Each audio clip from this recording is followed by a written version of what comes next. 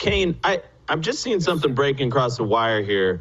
It says EU MPs call for immediate action against Elon Musk after Musk's promotional tour for the AfD in Germany. The next conflict arises. Platform X is said to be violating EU laws. Brussels MPs want to enforce stricter rules for X. Now, there's a whole debate here going around Elon Musk of whether or not he's exerting influence politically, and a billionaire shouldn't be exerting influence politically.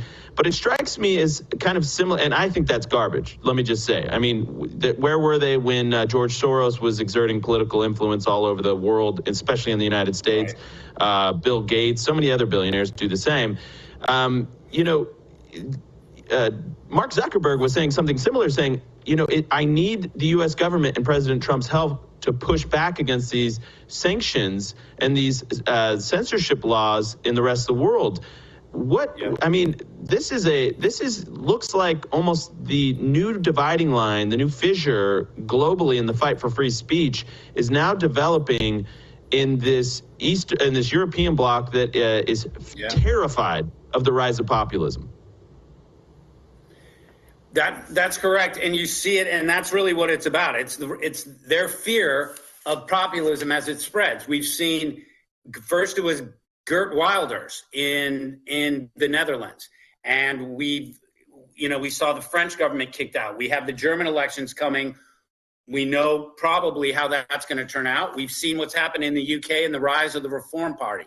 So, and then paying attention to media, as I know you do, you know that these free speech attacks and censorship requirements coming out of the EU this has really been going on for 3 or 4 years. I mean, Facebook, Instagram, Twitter, they've all sort of been facing these kind of draconian laws. Europe, people forget that free speech and our First Amendment right that our founders gave us, that does not exist in Europe, and it doesn't exist in the UK. I mean, everything that people have seen over the last 6 months, including what's going on with Tommy Robinson, shows you that there is no free speech in Europe and Great Britain. And so it's nice. Look, here's the thing, Andrew. I think people can change. I think Elon Musk's transformation over the last 6 years from a pretty much regular voting Democrat all the way to a full embracer of the America First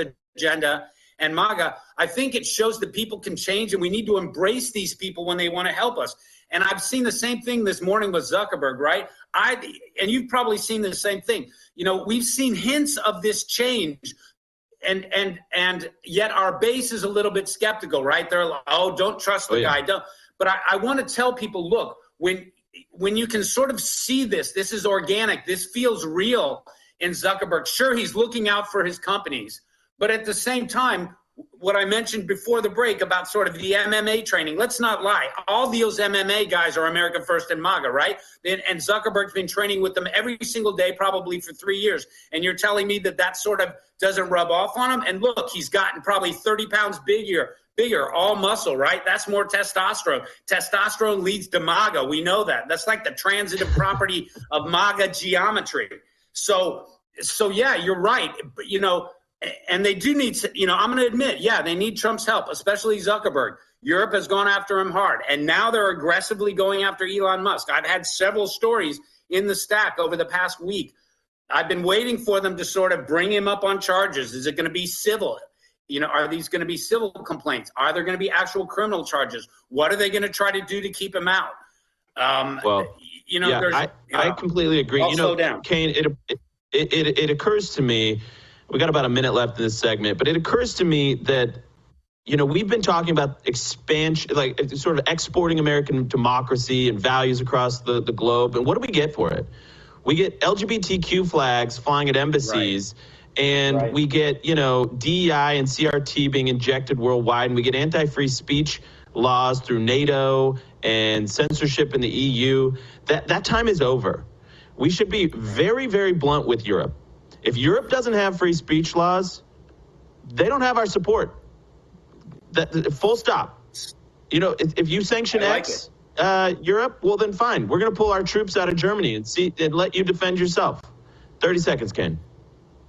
I like it, man. I like it. It's the Trump style. It's infecting all of us, right? It means we push back. We fight back. We no longer just take the slap in the face by half-beta presidents named Macron. You know, I like it.